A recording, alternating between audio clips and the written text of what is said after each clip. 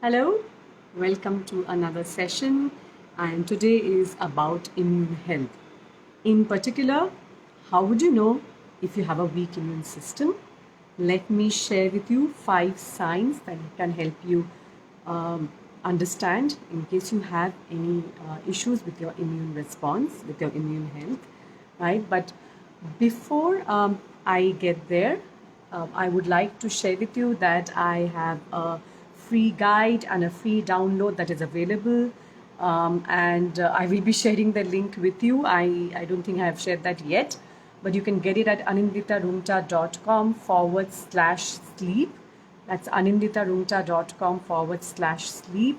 And you will soon understand why I have chosen sleep as a topic for my new guide when I'm talking about immune health. And Archana, Momita, thank you for joining. Really good to see you here. So, the invisible police force that is at work 24 by 7 inside your body takes care of warding off all kinds of microbes, including viruses, bacteria, yeast, other pathogens, right? And you can hardly tell unless of course something goes wrong, right? Unless of course if you have a weak immune system, weak immune health, and and you get an infection, and it can be a very simple cold or flu or or throat infection, to even ones that the world is grappling with right now. But today I'm focusing more on things that are in your control to make sure that you're supporting your immune system. But in terms of identifying where possible ways that you might be undermining, and how can you tell that if you have a weak immune system or not. And in fact, in the next session that I will be doing in the following week, I will be sharing with you my 7 tips to ensure that you are building immune resiliency. But right now, let's focus on what are the ways that you can tell if you have a weak immune system. So the first thing that you can that can tell you how strong is your immune health or immune response is how many times in a year do you catch cold and flu, right? Most people catch about 2 to 3 colds in a year. They have 2 to 3 times in a year that they catch a terrible cold or sore throat, etc., cough, and they recover within 7 to 10 days. So if you're the kind of person who is forever struggling with some kind of cold, some kind of flu throughout the year, and it takes forever to get rid of that, much beyond 7 to 10 days, maybe a few weeks, then it may be a sign that your immune system needs some kind of support from you. So that's the first sign that I wanted to share with you. The second sign that might give you an idea that you have a weak immune system is if your stress levels are really high. And by that I mean, all of us have triggers, right? Stress triggers, and there are various points in our lives where we have a really stressful situation. And again, given the current situation of the world on pandemic, etc., it is really stressful, right? So that's one part of it. But if you're the kind of person who is constantly dealing with high levels of stress, whether it's due to work, whether it's due to relationship, or whether it's just because you're not taking good care of yourself, that itself can weaken your immune system, right? And that makes you vulnerable to all kinds of infection and eventually chronic inflammation. Not a very good support in terms of immune resiliency. So that's a second sign. The third sign is that your wounds take a long time to heal. Again, skin wounds, they need certain nutrients. Zinc is one of them.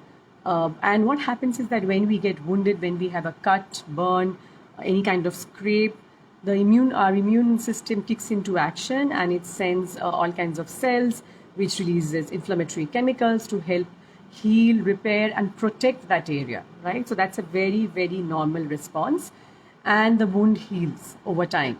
Now, what happens is that you will notice in people, or if you have noticed in yourself, that if your wounds are taking a long time to heal than it used to earlier, right? And even minor scrapes, burns, or cuts take a much longer time to heal than they really should, then it may be a sign that you need to take a look at your immune health and see how you can support it, right?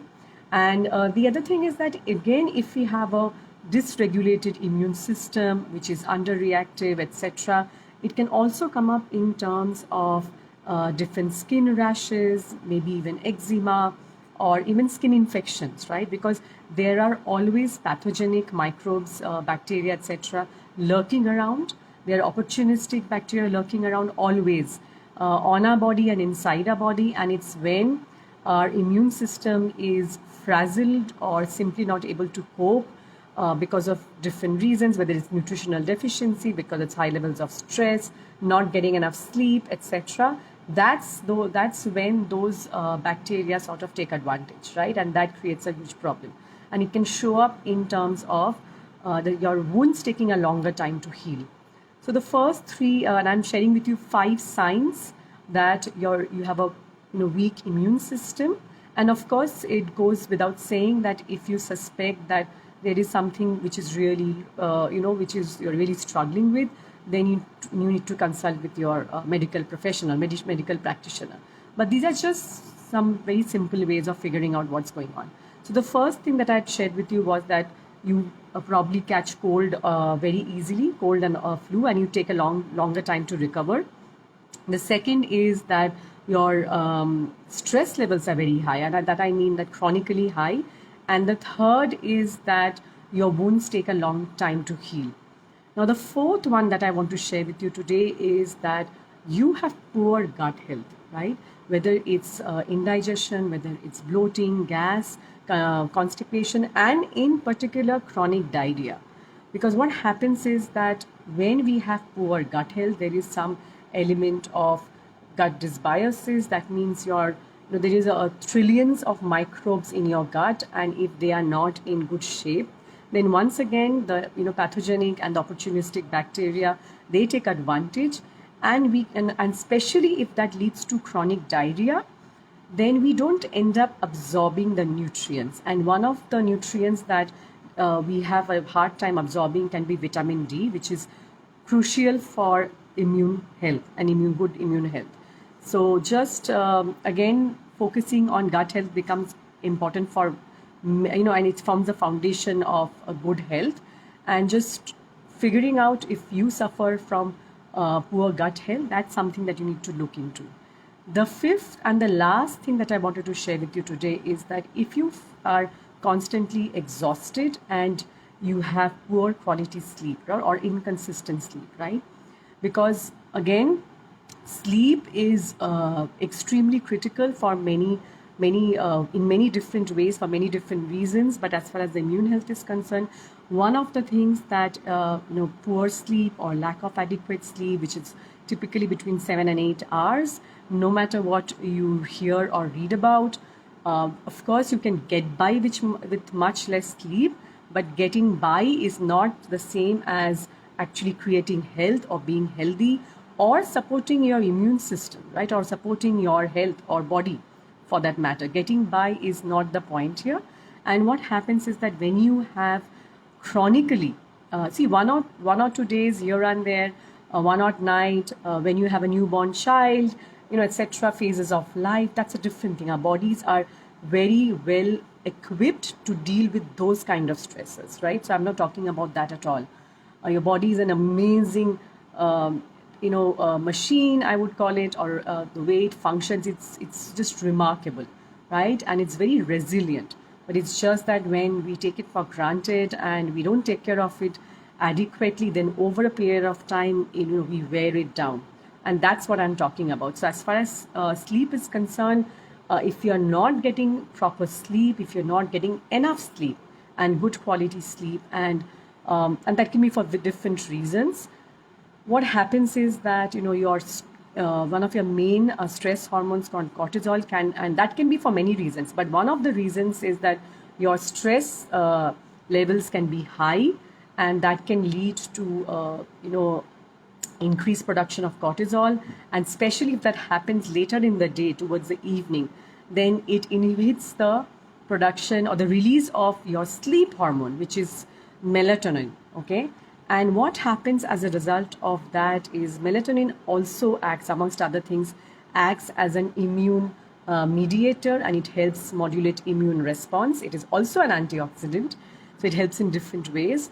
And when that gets there is an issue with the secretion of melatonin because of high levels of cortisol, then you do not get proper sleep, and even if you sleep, you do not sleep through the night, right? So you get poor quality sleep.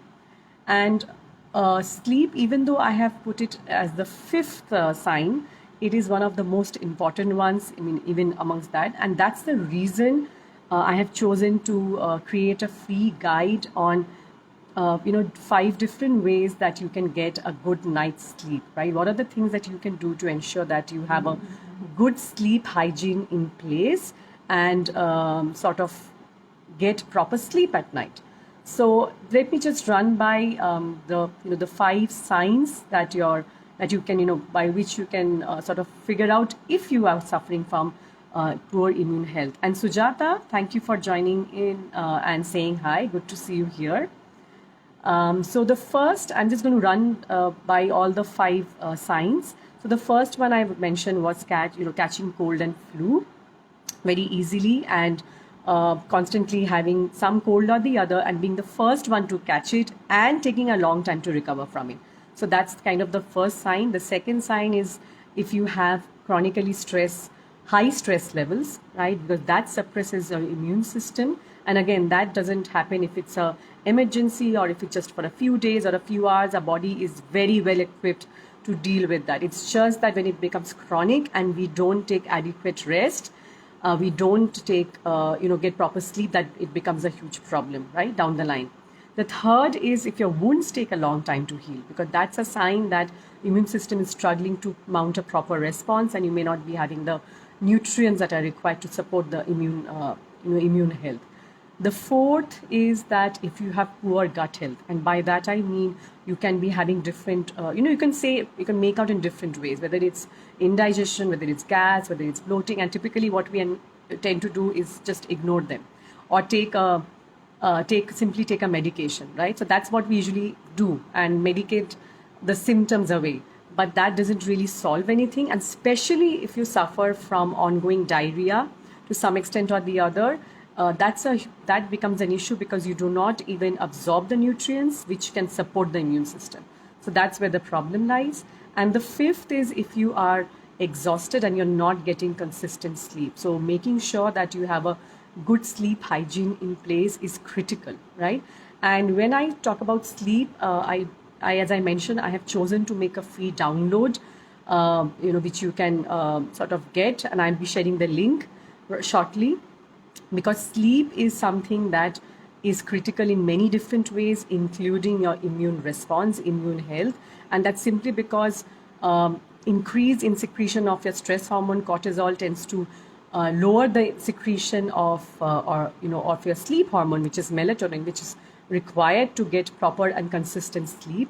And that doesn't happen. And melatonin also acts as an immune mediator. It acts as an antioxidant, and it helps your body to repair and restore as you sleep through the night, right? So if that does not happen, then you of course end up waking up exhausted with low energy levels and, more importantly, poor immune health. Sujata, I see a question. What about seasonal changes, right? I would suggest that seasonal changes is all about knowing, so you're absolutely right. We need to take into account the seasonal changes. So I'll give you an example. As far as immune health is concerned, that, some of these are irrespective of the season. So what kind of foods you're having, it's throughout the season. Maybe as far as your diet is concerned, it's more about having seasonal produce, right? There's a reason why certain fruits and vegetables come at certain times of the year. And that is the time the nutrients that we require during that season will be the highest in those seasonal and local produce. So there's a reason why you will have mango in the summer. There's a reason why you have a lot of these tubers which have come in the winter, which is your mooli, which is your carrots, right, radish, carrots, etc.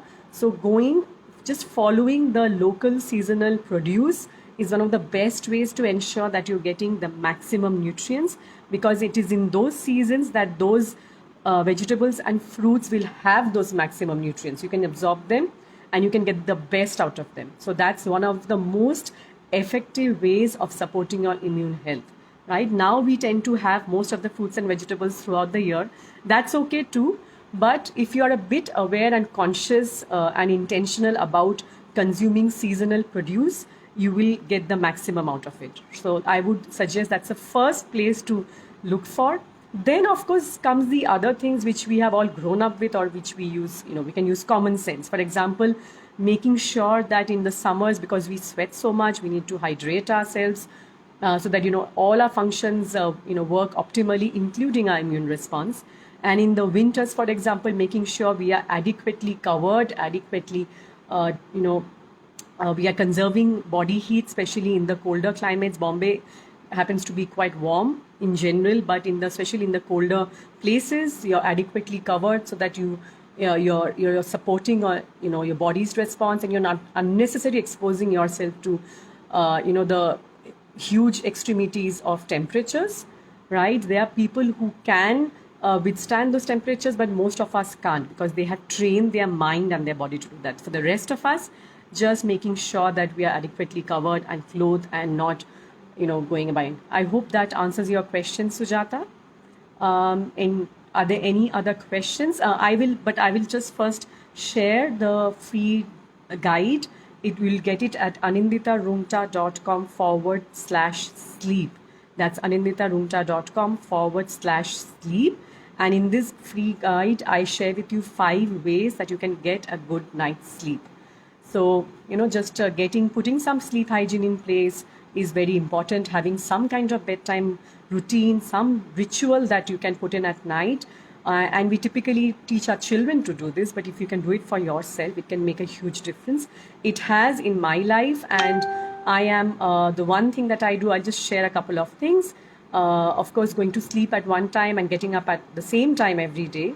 The other thing that I typically do is having some kind of ritual, and my ritual usually is about either listening to music or just chatting with my family, catching up, or even doing some breath work and having a glass of green tea. I don't mean that I do all of this every day, but I try and do most of these, couple of things. My green tea is like a signal to my body and my brain that it's time to sleep. So having some kind of ritual, some kind of a way for your body and your brain to realize that it's time to sleep will ensure that you get sleep at the proper time, and getting the maximum good quality sleep, and making sure that you wake up at the right time in the morning. Right? So that's what I have to share with you today. So do check out my guide at anindita.roongta.com/sleep. And in the next session, I'll be sharing with you some ways of building immune resiliency. Till then, have a good weekend.